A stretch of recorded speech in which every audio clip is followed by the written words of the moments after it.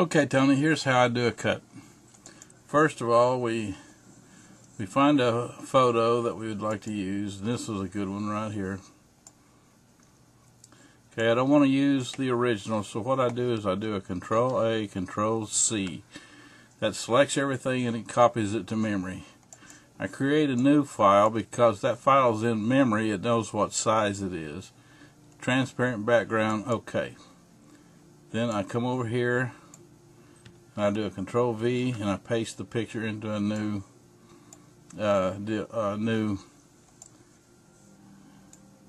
image. And the reason I do this is because, so I can grab hold of this,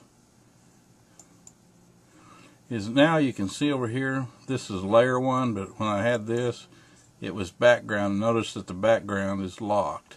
Plus, you don't want to work on your original, so I close it. Now I've got a copy of that file. Now, the image that I want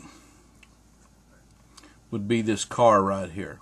There's a lot of different ways of doing it. You could use the eraser tool, you know, and come in here and erase it and then try to work along the edges with the eraser tool. Sometimes that's a way to do it, but if you need precision, what I do is I nibble all these pieces away from it, and I do that with the polygon tool, which is right here. Well, polygon lasso tool is what they call it. So what I do is I zoom into a piece of it. Let's say this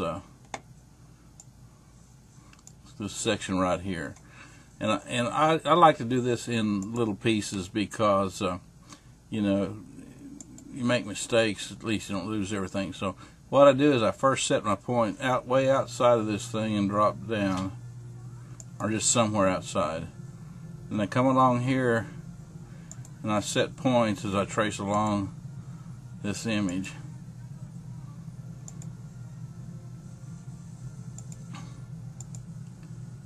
And when it starts to curve, you get closer and try to get in as close as you can. Then come out here and go and close that. And then I hit delete. Control D takes away the selection, and there you go.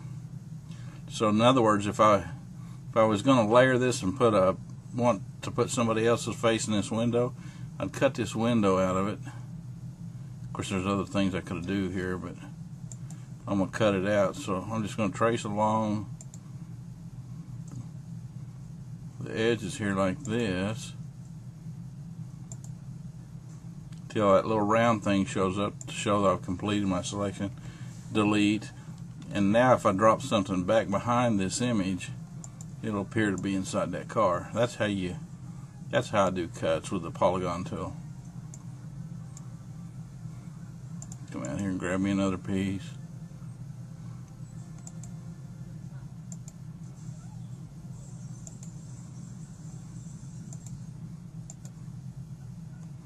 You just keep doing this until the image is left. And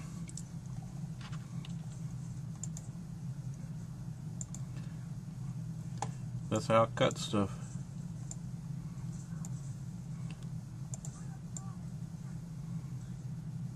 So you can come out here, you still have these big chunks you can hit with an eraser.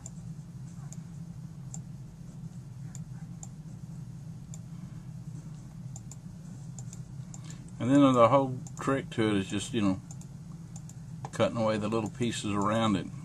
And that's how you get an image.